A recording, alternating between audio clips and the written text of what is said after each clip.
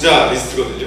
예, 여기서 보셔야 되는 이름보다 상속자인지 아니면 창업자인지를 보셨으면 좋겠어요. 다른 나라랑 비교를 좀 해드릴게요. 예, 안 보이시죠? 우리나라의 순위고요. 미국입니다. 창업자도 많죠. 창업자도 많고요. 네, 일본도 놀랍게도 창업자분들이 훨씬 더 많은 부를 지금 새로 만드시고, 중국이 대단하죠. 중국이라는 정말 우리 바로 옆에 굉장히 떠오르는 나라인데 전부 다 창업이거든요. 굉장히 이런 창업을 통해서 일자리를 만들어내고 있고 새로운 가치를 만들어내고 있는 그런 사례들을 보시면서 우리나라도 뭔가 계속 움직여야 되지 않을까라는 생각을 하고 있고요. 아까 기업가 정신을 좀 정리해서 4가지 키워드를 말씀드릴게요. 변화해서 세상 변화니까요. 변화해서 기회를 발견하시고 행동을 하시고 가치를 만드셔야 되는데 어려우시잖아요. 어려우신데 이런 거 넘어가겠습니다. 사례를 좀 보여드릴게요. 이 세 사람은 굉장히 대표적인 기업가 정신을 가진 사람들이죠. 마이크로소프트를 만들고 애플을 만들고 페이스북을 만든 사람들, 굉장히 기업가 정신. 근데 처음에 저게 스티브 잡스가 처음 창업했을 때 모습이거든요. 예. 만약에 여기 계신 분들의 자녀분들이 저러고 있으면 기분이 어떠실 것 같아요? 예. 등장을 이렇게 때리시고 쓸데없는 짓 하지 말고 공부나 해 이러실 텐데, 근데 저 모습이 없었다면 지금의 애플은 없었겠죠. 세계에서 가장 큰 기업이 되는데 우리나라에 있습니다.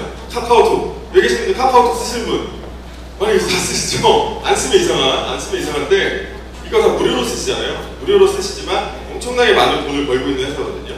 그런 부가가치를 만들어내고 있고, 그리고 전단지, 여러분 요즘 전단지 보고 주문하시나요 혹시? 많이 아직 하시는 분들 계신데 이거를 보고서 요즘 핸드폰으로 전단지를 옮겨온 회사가 있거든요. 이게 이제 배달의 민족이라는 재밌는 광고로 우리가 어떤 민족입니까 하면서 배달의 민족이라는, 그러니까 배달을 모바일 폰으로 음식을 배달할 수 있게 해주는 서비스를 만들었어요. 근데 이게 엄청나게 성장을 하고서 400억 원을 투자받았거든요. 그러니까 전단지를 보면서 핸드폰이랑 연결을 시킨 거죠. 그래서 직원이 120명으로 늘어났고 이런 사례들이 많아지고 있습니다. 온라인과 오프라인을 연계하는 시도들이 굉장히 많아지고 있어요. 여기 계신 분들도 뭐 나중에 내가 어떤 일을 해야 될 것 같은데 이런 시도들을 굉장히 잘 눈여겨보시면 새로운 가치를 많이 만드실 수 있을 것 같고요.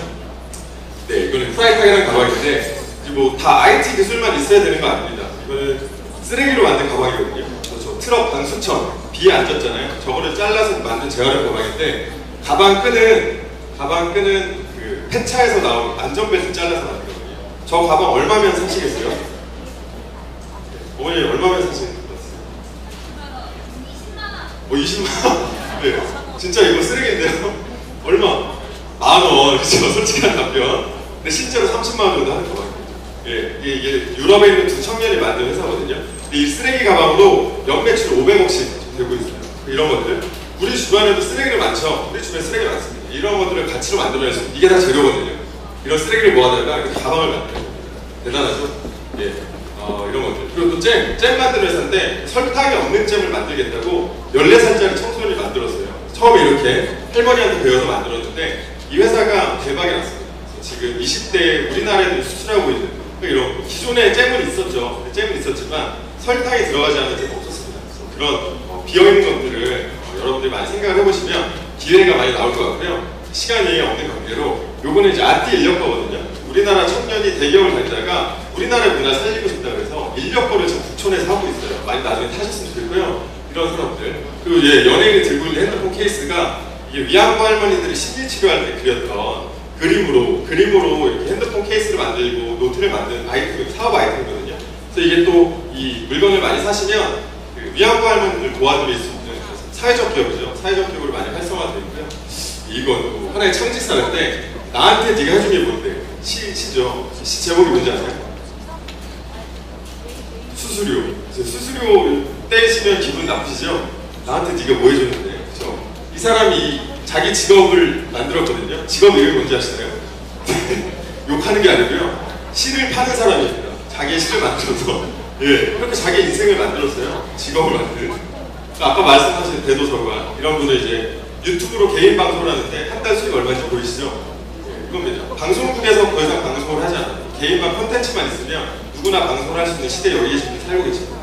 이런 얘기를 해드리려고 제가 왔고요. 직업도 굉장히 다양해지고 있고 이색 직업들, 고객이 변하면서 세상이 원하는 건데 달라지고 있기 때문에 그런 직업들도 많이 생기고 있다는 걸 좀 알려주고 싶고, 근데 기업가 정신 참 좋은데, 정말 좋은데 이거 어떻게 우리가 해야 되나? 그런 교육들이 다 있습니다. 그래서 근데 어렵지 않아요. 사진 한 장 찍어두시고 집에 가서 생각해보시면 좋을 것 같은데요. 기회를 먼저 찾으신 다음에 내가 뭘 할 수 있을까? 내가 어떻게 세상에 나의 일을 할 수 있을까? 이런 것들을 하시다 보면 정말 생각하지도 못했던 가치들이 만들어진다는 걸 좀 알게 되고요. 네.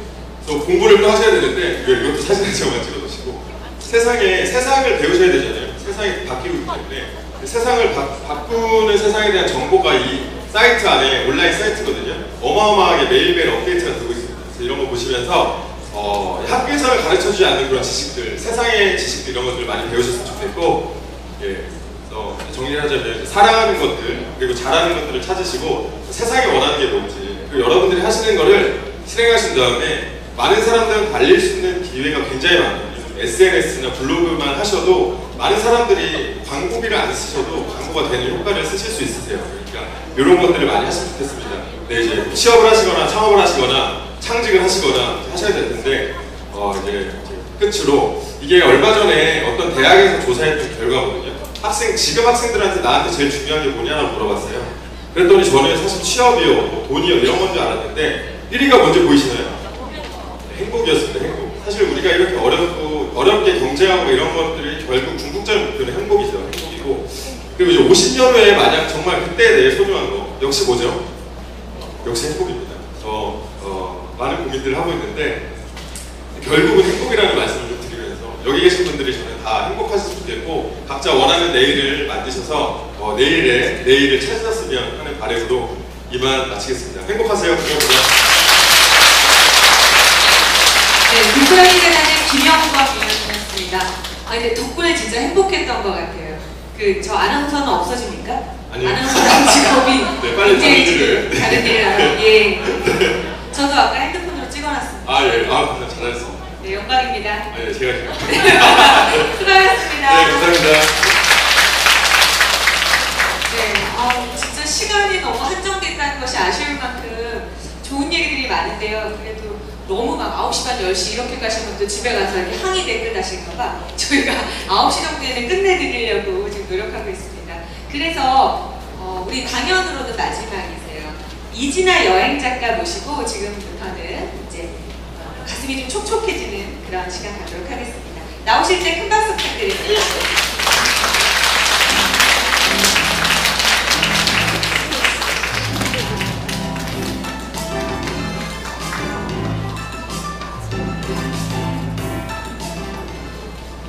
안녕하세요. 저는 이정민 아나운서께 소개받은 여행작가 이진아입니다.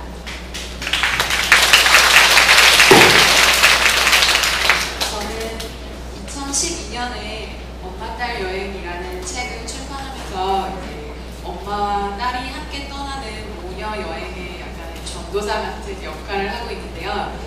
그런 책 이후에 이런 강연이나 아니면 라디오 프로그램 같은 걸 통해서 이제 엄마와 딸의 여행이 아니면 뭐 여행을 하고서 어떤 좋았었던 감정에 대한 이야기 그리고 또 특별히 좋았었던 곳에 대한 소개까지 이어졌었는데 그 중에서도 오늘 이 뭐 재부에 대한 이야기나 앞으로 이어지는 일에 대한 이야기나 이런 것들을 많이 들으셨으니까 이제 가장 마지막으로 뭔가 나가시면서 마음이 좀 따뜻하고 촉촉해지는 시간으로 만들어 보려고 합니다.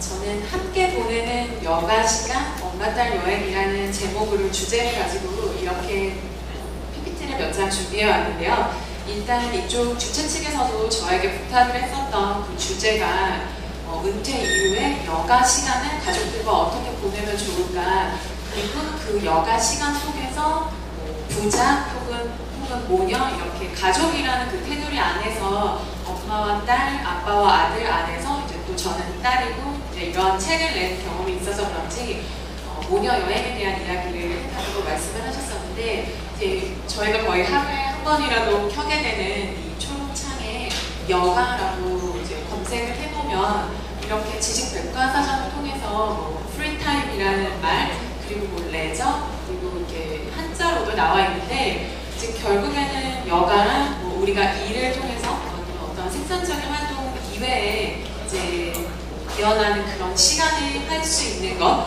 그리고 요즘은 워낙 많이 여행도 다니시고 또 매년 뭐 추석 때나 아니면 뭐 이렇게 설날 같은 때 뉴스를 통해서도 뭐 인천공항에 이번에 뭐 어떤 출국자 수가 어떻게 많이 늘어났다 이렇게 이야기가 끊임없이 나오고 있는데 그래서 이미 사실 여행은 너무나 보편화가 되어 있는데 그 안에서 어떻게 조금 더 공감을 하고 이야기를 나눌 수 있는지에 대한 이야기입니다.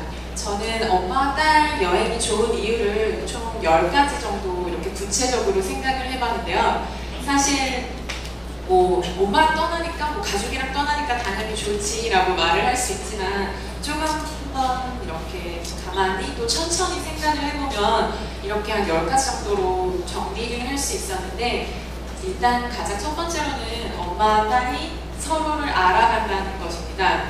우리가 같은 집에서 살고 혹은 뭐 결혼을 해서 이제 출가를 한 상태여도 뭐 가족이라는 이유로 서로 이미 친하고 또 잘 알고 있다고 생각을 할 수도 있지만 사실 서로 생각보다 알고 있는 게 많지 않을 수도 있고 뭐 요즘 어떤 생각을 갖고 있는지 뭐 어떤 고민을 갖고 있는지 아니면 뭐 우리 엄마가 어떤 것을 상당히 좋아하는지 그런 것에 대한 어떻게 보면 굉장히 사소한 대화나 이야기를 이렇게 극대화해서 나눌 수 있는 시간이기 때문에 저는 그 첫 번째로 서로를 알아간다는 것이라고 생각을 했고 또 그 두 번째 뭐 이런저런 것들 두 번째, 세 번째, 다섯 번째 정도 있지만 다른 때보다 뭐 친구들이랑 배낭여행을 갔을 때보다는 보다 조금 더 돈을 쓰면 여행이 가능할 수 있고 또 여행 중에 엄마와 같이 사실은 여행은 어떤 여행 행선지를 향해서 가지만 그 행선지에서 보내는 시간은 굉장히 짧고 그리고 뭐 오고 가는 길이 있고 또 그 숙소 안에서 보내는 시간 그리고 사실은 오고 가는 길 안에서 듣는 뭐 음악이나 그런 것들 사소한 하나하나가 다 여행을 채우는 굉장히 중요한 요소이기 때문에 그리고 또 우연히 뭐 엄마와 뭐 기차를 타고 가는데 옆에 있는 뭐 또 다른 모녀와 이야기를 뭐 어디 가세요? 아니면 그쪽 모녀시네요. 사실 이렇게 굉장히 얘기가 잘 이어질 수 있거든요. 그래서 뭐 저 같은 경우도 어떤 부산에서 만났던 어떤 인연과 여전히 뭐 엄마와 또 같이 친분을 이어져 나가는 그런 경우도 있는데 사실은 그렇게 이제 여행의 길 위에 엄마와 또 누군가의 인연이 더해지는 것 또한 사실 상당히 재미있는 시간이라고 볼 수 있습니다. 그리고 딸의 입장에서는 사실은 엄마와 한번 어딘가를 다녀오는 것만으로도 흔히 얘기하는 엄친딸이 될 수 있다고 이야기를 하는데 뭐 엄마 친구 딸은 뭐 이번에 어디 갔다 왔더라 하면서 이제 엄마들이 푸념식으로 말씀을 하실 수도 있지만 사실 그 시간을 굉장히 원하시는 거거든요. 그래서 어떠한 지혜를 배우고 뭐 이제 엄마 이야기 나누면서 지혜를 배우고 그 시간이 결국엔 평생 이야기거리가 되는 거라고 볼 수 있습니다. 그리고 이제 제가 간단히 조금 다녀오면서 보냈던 사진들을 몇 장 가지고 와봤는데 그 안에서 이제 저는 열쇠라는 별명을 저희 외할머니께서 지어주셔서 이제 어떤 안동의 길에서 열쇠라는 이 간판을 보고 엄마와 이제 외할머니 이야기를 하다가 여기 한번 서보라고 해서 이제 사진을 찍고 이제 그 이후로는 이 사진을 보면서 약간 그 길 위에 기억이 나고 또 여행지에서 또 이혜인 수녀님과 어떤 종교적인 활동을 같이 했었는데 그 뒤로도 이제 수녀님과의 인연이 이어지고 이런 케이스가 있습니다.